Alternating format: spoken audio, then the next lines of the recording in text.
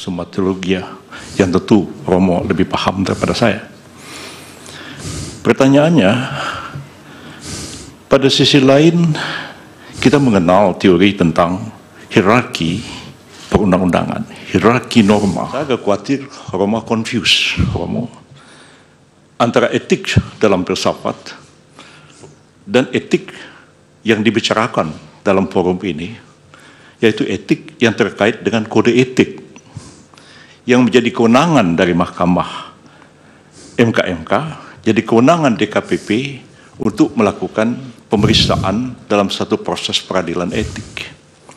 Etik seperti itu, saudara saksi, agak berbeda dengan etik yang kita pahami dalam filsafat.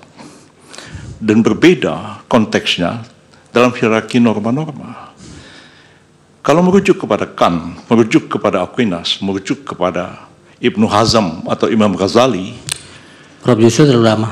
teks di atas. Pertanyaan apa? Ya, pertanyaan akan segera. Tapi kode etik yang sekarang ini adalah kode etik yang diperintahkan oleh undang-undang. Dalam undang-undang MK, dalam undang-undang KPK, dalam undang-undang advokat. Dan itulah yang diadili, yang dijadikan dasar mengadili pelanggaran kode etik.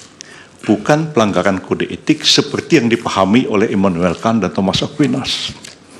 Apakah Romo bisa membedakan antara norma dalam filsafat, norma etik dalam filsafat, dan norma etik dalam pengertian norma etik yang dibentuk atas perintah satu undang-undang yang kedudukannya tidak akan mungkin lebih tinggi daripada undang-undang itu sendiri.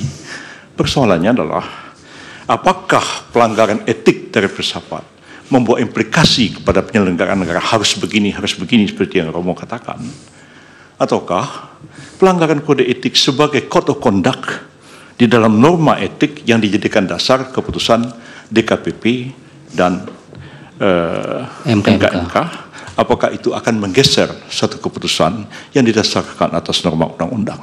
Mohon Romo jelaskan persoalan ini. Baik, dari Bawaslu ada pertanyaan? Dari Hakim yang mulia Prof. Arief, silakan Prof. Baik, terima kasih Yang Mulia Ketua.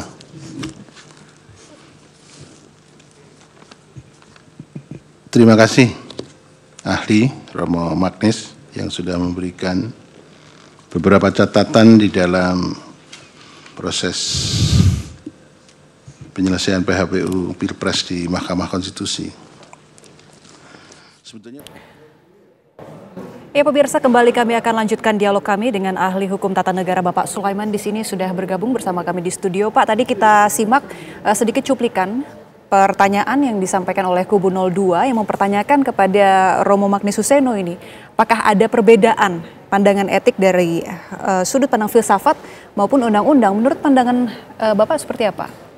Ya, memang apa yang disampaikan oleh Prof. Yusril tadi menyinggung masalah pelanggaran kode etik yang dilakukan oleh KPU ataupun Bawaslu. Ya. Kode etik yang dimaksud itu adalah kode etik yang diatur di dalam undang-undang dan di dalam peraturan di bawah undang-undang. Nah, sehingga Prof. Yusril mengatakan itu adalah kode etik yang pada dasarnya merupakan perintah dari undang-undang, sehingga undang-undang harus lebih tinggi daripada kode etik itu. Sama dengan advokat, undang-undang advokat, ya, itu juga mengatur tentang kode etik. Tapi kode etik yang diatur menjadi bagian dari undang-undang itu sendiri, gitu loh.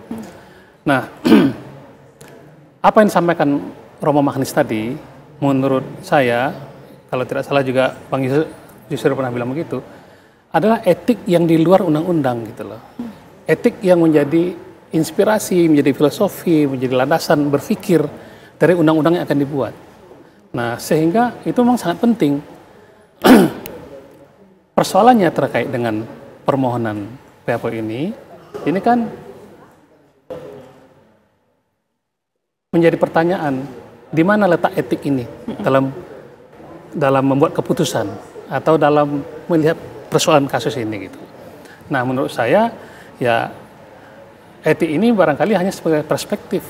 Baik, ini bagi artinya Pak, nanti, keterangan yang disampaikan oleh Romo Magnis ini yang berkaitan dengan etik tadi ini bisa dikatakan mungkin kurang relevan atau tidak berkaitan, tidak akan ada nanti pengaruhnya terhadap putusan MK sendiri? Relevan dalam arti dia memberi perspektif ya, wawasan. Tapi menurut saya tidak akan mempengaruhi kepada putusan mahkamah sendiri. Karena apa? Karena mahkamah kan mengambil keputusan menurut saya harusnya merujuk kepada undang-undang Mahkamah Konstitusi, peraturan Mahkamah Konstitusi. Nah, undang-undang Mahkamah Konstitusi sudah mengatur secara rigid itu. Bahwa secara formal harus ada pernyataan oleh pemohon bahwa suara yang ditetapkan oleh KPU itu salah. Nah, di mana salahnya? Kenapa salah? Di mana kecurangannya kan begitu? Yang benar adalah seperti ini. Nah, yang benar ini yang sebenarnya kita tidak temukan di dalam permohonan 01 maupun 03. Oke, berkaitan dengan pelanggaran etik yang diduga dilakukan oleh KPU ini, Pak. Ini sebelumnya di sidang sebelumnya juga pihak KPU sudah menjawab mengenai gugatan yang disampaikan oleh kubu 03 bahwa seharusnya gugatan ini justru lebih tepat disampaikan kepada Badan Pengawas Pemilu. Nah, menurut Pak Sulaiman sendiri seperti apa? Ya, kalau kita bicara pelanggaran kode etik kan bukan sekedar dilaporkan ke Bawas, tapi sudah dihukum kan? Kan DKPP kan untuk sudah ada putusannya dan sudah ada sanksinya begitu. Sudah ada sanksinya. Tapi lagi-lagi putusan DKPP tidak bicara tentang ketidakabsahan capres. Ini artinya memang kanalnya sudah tepat begitu ya? Menurut saya sudah selesai sebenarnya persoalan itu. Tapi ya pemohon kan berpikir lain ya silakan aja sebenarnya. Baik, baik Pak Sulaiman. Terima kasih atas waktu dan juga penjelasan yang dari tadi sudah disampaikan selama beberapa jam untuk membahas mengenai jalannya persidangan di MK hari ini. Terima kasih Bapak. Baik, terima kasih. Dan pemirsa, Breaking News TV One masih akan kembali sesaat lagi. Tetaplah bersama kami.